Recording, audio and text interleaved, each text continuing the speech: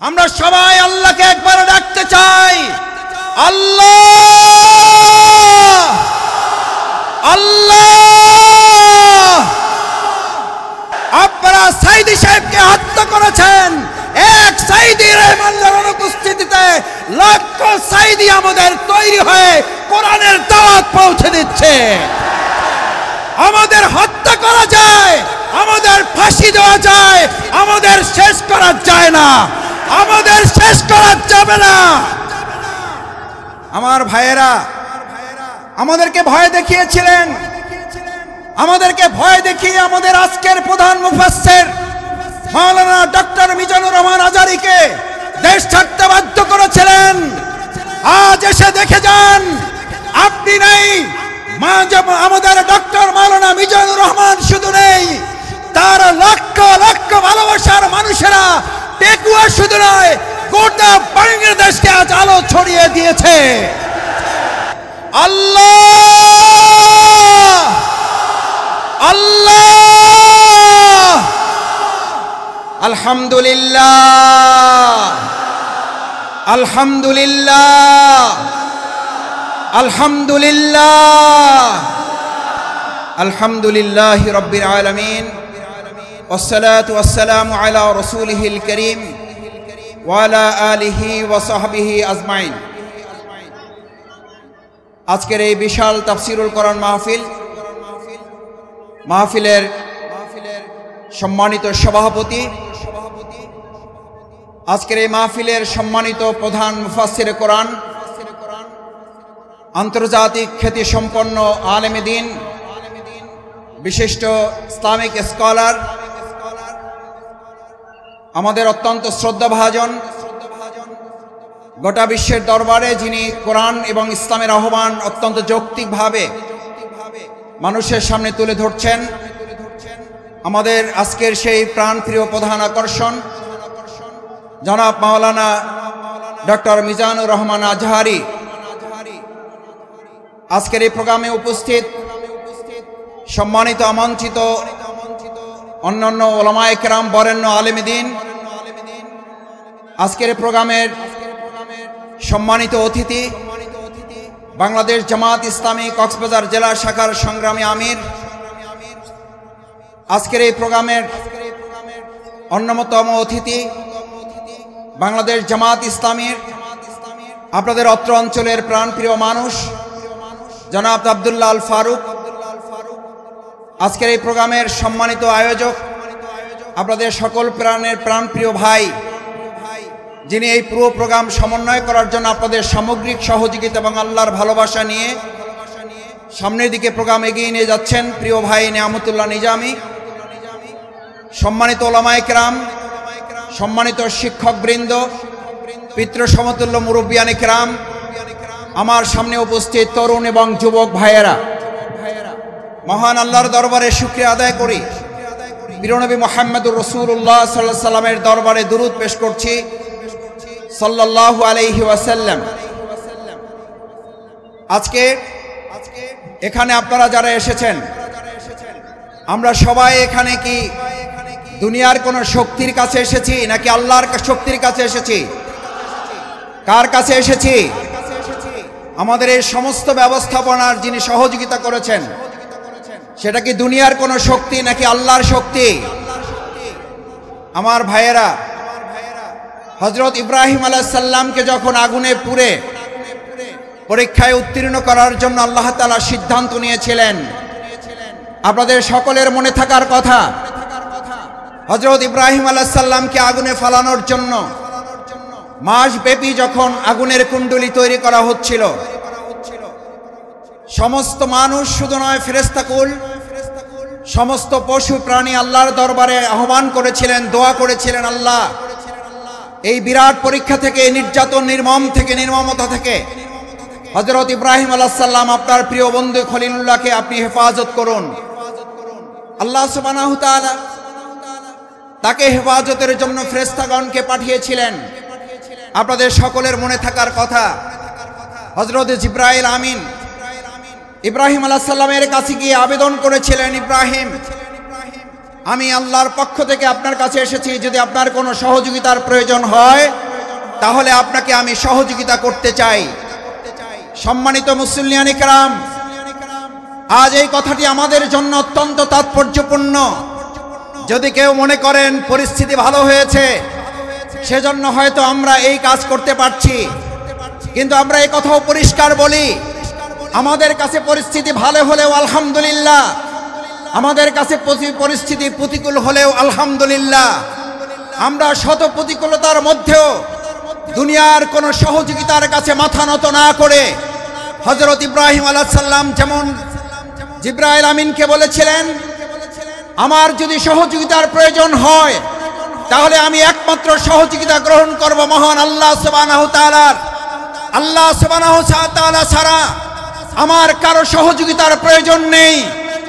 আজ মুসল্লিয়ানে কেরাম, আপনাদের কাছে জানতে চাই, বাংলাদেশকে যদি কোরআনের দেশ করতে হয়, বাংলাদেশকে যদি ইসলামের দেশ করতে হয়, তার জন্য যদি হযরত ইব্রাহিম আলাইহিস সালামের মতো আমাদের ত্যাগ এবং কোরবানির পরীক্ষায় উত্তীর্ণ হতে হয়, আর তার জন্য যদি সেই অগ্নি পরীক্ষায় আমাদেরকে সহযোগিতার জন্য এক আল্লাহ ছাড়া দুনিয়ার আর কাউকে না পাওয়া যায়, তাহলে আজ এই জনসমুদ্রের কাছে জানতে চাই, আমরা এক আল্লাহ ছাড়া আর কারো সাহায্য কি আমাদের দরকার হবে?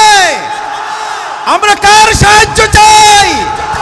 কার সাহায্য চাই? একবার সেই আল্লাহকে আমরা ডাক দিতে চাই। আমরা সবাই আল্লাহকে একবার ডাকতে চাই, আল্লাহ আল্লাহ।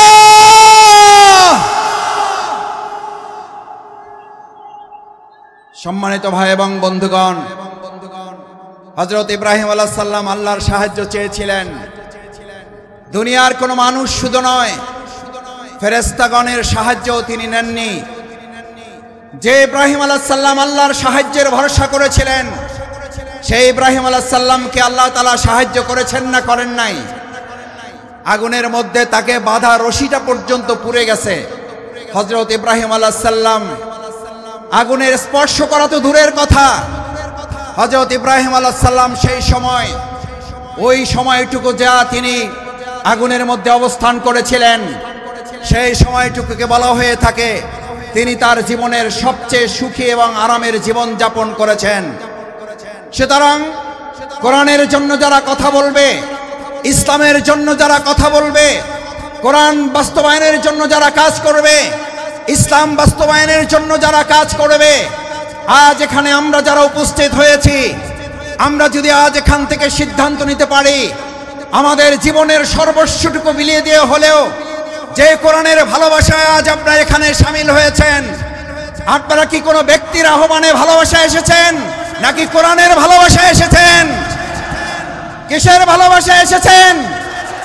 এই কোরআনকে আগামী দিনের সংসদে যদি পাঠাতে হয়, তার জন্য আমাদের 2024 সালের জুলাই আগস্টের তরুণ যুবকেরা যারা জীবন বাজি রেখে উই ওয়ান্ট জাস্টিসের স্লোগান রেখেছিল, সেই উই ওয়ান্ট জাস্টিসের স্লোগান বাস্তবায়ন কি মানুষের তৈরি করা মতবাদ বাস্তবায়ন করতে পারবে নাকি কোরআন পারবে?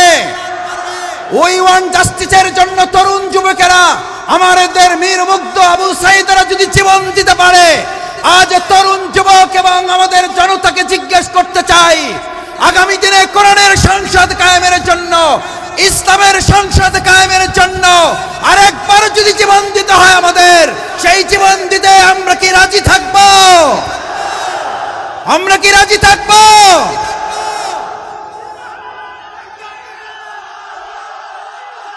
সম্মানিত ভাই এবং বন্ধুগণ, আল্লাহ সুবহানাহু ওয়া তাআলা মহাগ্রন্থ আল কোরআনে আমাদের জন্য উল্লেখ করেন, আল্লাহ তাআলা আমাদের জন্য উল্লেখ করেন, আফা হাসিবতুম আন্নামা খালাকনাকুম আবাসা ওয়া আন্নাকুম ইলাইনা লা তুরজাউন। আল্লাহ সুবহানাহু ওয়া তাআলা আমাদেরকে পৃথিবীতে প্রেরণ করে আমাদেরকে স্মরণ করিয়েছেন। তোমরা কি মনে করো যে তোমাদেরকে এমনিতেই অর্থহীন ভাবে, টার্গেটলেস, এইমলেস, গোল শূন্য, কোনো উদ্দেশ্যহীন ভাবে তোমাদেরকে আমি পৃথিবীতে প্রেরণ করেছি? ওয়া ইলাইনা লা তুরজাউন, অথচ তোমাদেরকে তোমাদের কাজ সম্পন্ন করে কি আবার আমার কাছে ফিরে আসতে হবে না। আমাদের সম্মানিত ভাই এবং বোনেরা, আমার পর্দার আড়ালের মা ও বোনেরা যারা আছেন এখানে আজ যারা উপস্থিত হয়েছি, আমাদেরকে একথা ভালো করে মনে রাখতে হবে। আজ এখানে আমরা যে কোরআনের ভালোবাসা এসেছি, সেই কোরআন আমাদের উপরে তিনটি মৌলিক দায়িত্ব অর্পণ করেছে। এক, আল্লাহ সুবহানাহু ওয়া তাআলা বলেন আফাহাসিবতুম আন্নামা খালাকনাকুম আবাসা, আমি তোমাদেরকে অর্থহীনভাবে পৃথিবীতে সৃষ্টি করি নাই, আমি তোমাদেরকে পৃথিবীতে সৃষ্টি করেছি একটা গুরুত্বপূর্ণ উদ্দেশ্য নিয়ে। সেই উদ্দেশ্য সম্পর্কে আল্লাহ তাআলা পরিষ্কার রোডম্যাপ ঘোষণা করেছেন। এখন আমাদের দেশের অর্থনীতি সংস্কারের প্রশ্ন উঠছে, আমাদের দেশের রাজনীতি সংস্কারের প্রশ্ন উঠেছে, পররাষ্ট্রনীতি সংস্কারের প্রশ্ন উঠেছে। আমরা আজ সংস্কারের দায়িত্বে যারা আছেন তাদের কাছে আল্লাহ তাআলার সংস্কারের রোডম্যাপ তুলে দিতে চাই। আল্লাহ তাআলা কোরআনে ঘোষণা করেন ফাইম্মা ইয়াতিয়ান্নাকুম মিন্নি হুদান, আমি এই পৃথিবীতে মানুষকে প্রেরণ করে তাকে একটা রোডম্যাপ দিয়ে দিয়েছি। এই রোডম্যাপের মধ্যে তার রান্নাঘর থেকে শুরু করে তার সংসদ ভবন পরিচালনার পর্যন্ত সমস্ত বর্ণনা আমি উল্লেখ করে দিয়েছি। সুবহানাল্লাহ।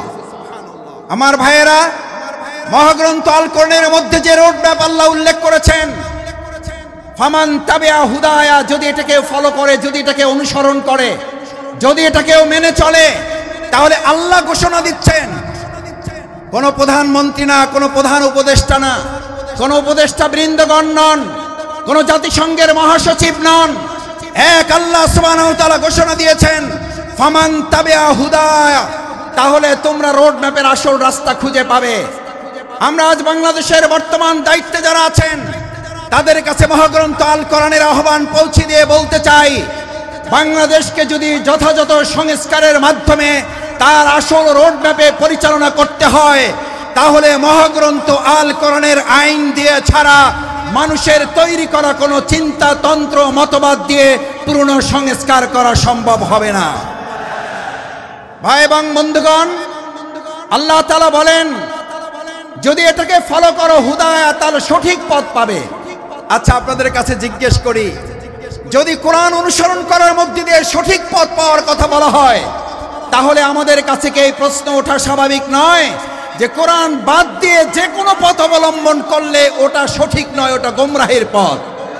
কোরআন যদি আল্লাহর পথ হয়, তাহলে কোরআনের বাইরে যা মত আছে, পথ আছে, সমস্ত মত এবং পথ ইবলিসের পথ। ইমানদাররা কখনো কোরআনের পথ, আল্লাহর পথ বাদ দিয়ে ইবলিসের পথে হাঁটতে পারে না। আজ আমাদের এই কোরআন দায়িত্ব দিয়েছে ফামান তাবিআ হুদা, তাহলে তোমরা সঠিক পথ পাবে, আসল পথ পাবে। আমাদের এই প্রিয় মাতৃভূমি বাংলাদেশ স্বাধীন হওয়ার 53 বছর পার হলেও আমরা কি অর্থনৈতিক মুক্তি পেয়েছি ভাইয়েরা? আমরা কি সাংস্কৃতিক মুক্তি পেয়েছি? আমরা কি রাজনৈতিক মুক্তি পেয়েছি? এই সকল মুক্তি আমাদের যদি পেতে হয়, তাহলে আমাদের মানুষের তৈরি করা মতবাদের দিকে নাকি কোরআনের দিকে ফিরতে হবে? আমাদের গ্রামে, আপনাদের গ্রামে আমরা সবাই একটা কথা বলি, সোজাতে হবেন, মরার আগে হবেন না। কখন হবেন? কখন হবেন? কাপড় দিয়ে যখন পায়ের কাছে একজন ধরে আর মাথার কাছে একজন ধরে, দুই থেকে দুইজন ধরে আর টানে, বলে যে আরো সোজা করো, আরো টাইট করো।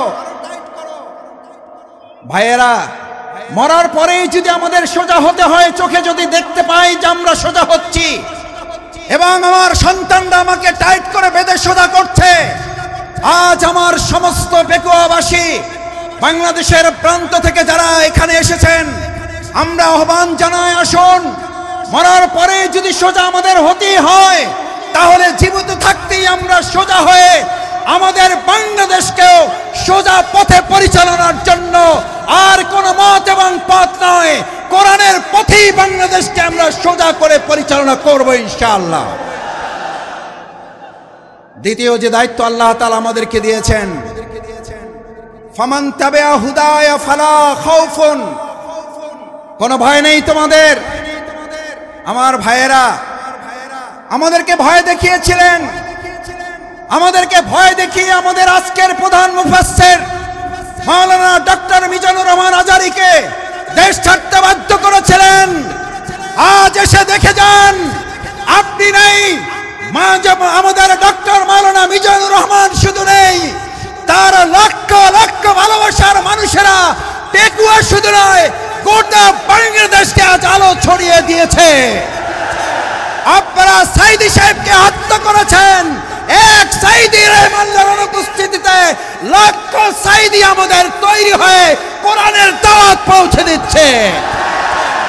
আমাদের হত্যা করা যায়, আমাদের ফাঁসি দেওয়া যায়, আমাদের শেষ করা যায় না, আমাদের শেষ করা যাবে না।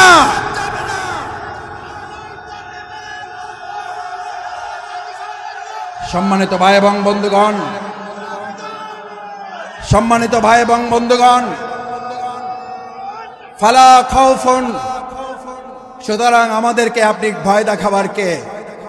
যারা আমাদেরকে ভয় দেখিয়েছেন 17 বছর এই বাংলাদেশের 18 কোটি নাগরিককে আপনারা ভয় দেখিয়েছেন।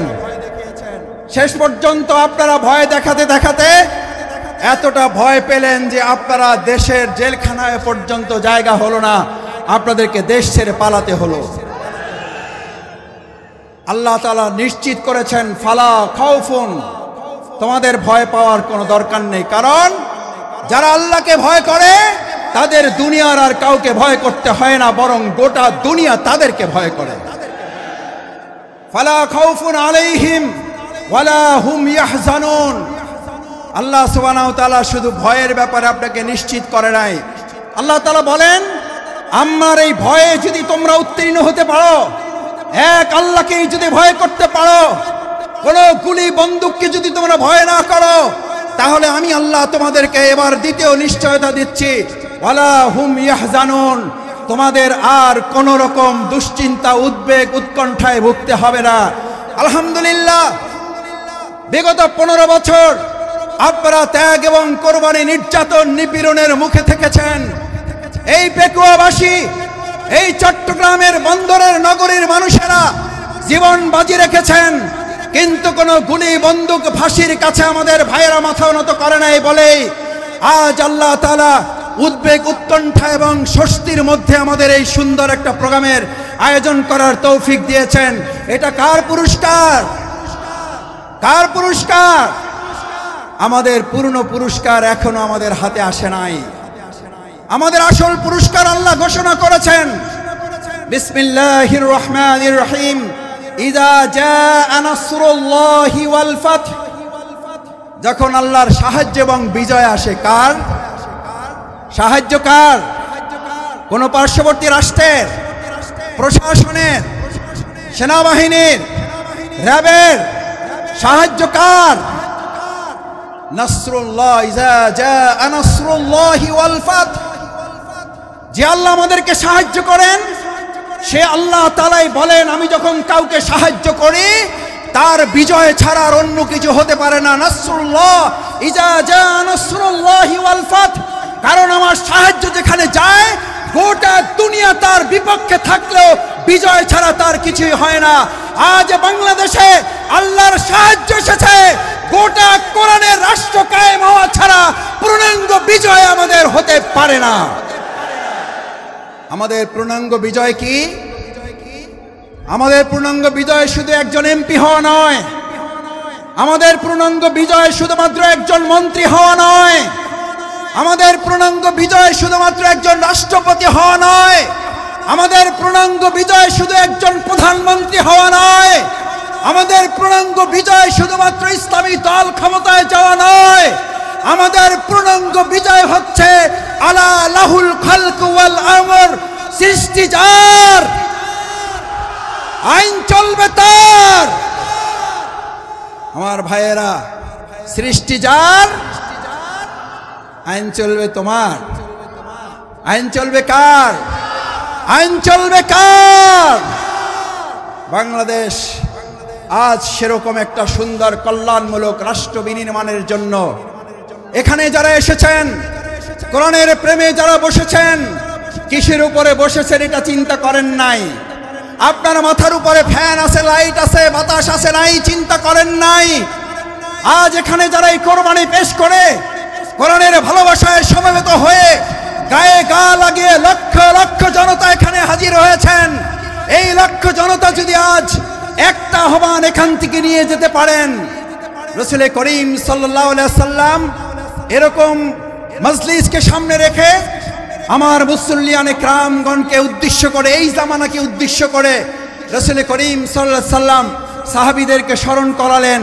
দুর্ভোগ হচ্ছে সেই মানুষের জন্য, ভালো করে খেয়াল করুন, দুর্ভোগ হচ্ছে সেই মানুষের জন্য, দুর্ভোগ হচ্ছে সেই মুসলিমের জন্য, দুর্ভোগ হচ্ছে সেই কোরআন প্রেমিকের জন্য যে আল্লাহকে ভুলে গিয়ে নিজেকে নিয়ে ব্যস্ত হয়, যে আল্লাহকে ভুলে গিয়ে নিজেকে নিয়ে ব্যস্ত হয় এবং সে নিজেকে নিয়ে ব্যস্ত হতে গিয়ে দুনিয়ার সব কিছু থেকে বঞ্চিত হয়ে যায়।